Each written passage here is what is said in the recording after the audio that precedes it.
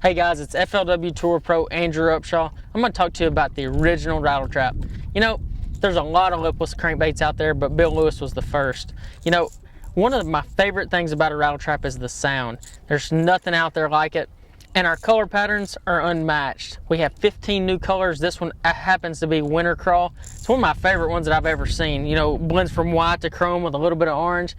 We're on Sam Rayburn right now. It's a great time to throw a chrome with a little bit of orange in it. There's just nothing out there like it.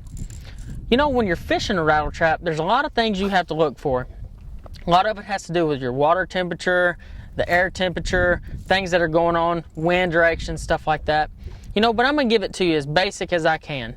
All you have to do is find you a grass line, especially in East Texas or something like that.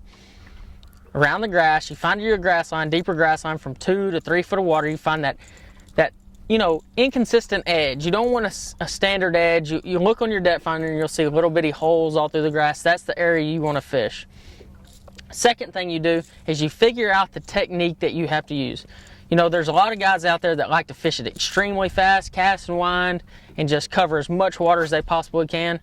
I'm not one of those guys. I'm a firm believer when you're fishing a rattle trap, you fish it as slow as you possibly can.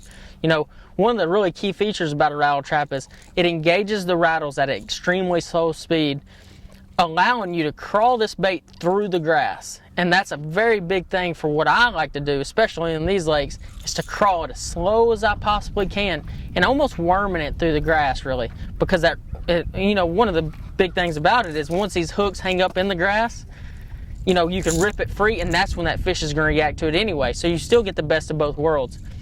But you know, when you're fishing a rattle trap, you just got to have the right equipment. Make sure you have a good 7 foot to 7/4 inch.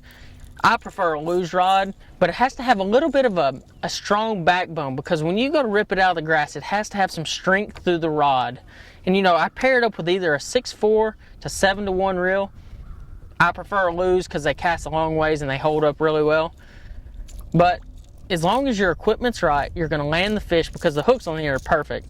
But as long as your equipment's right and you're in the right area, you're going to catch fish on a rattle trap night and day, all day long. So, you know, check it out.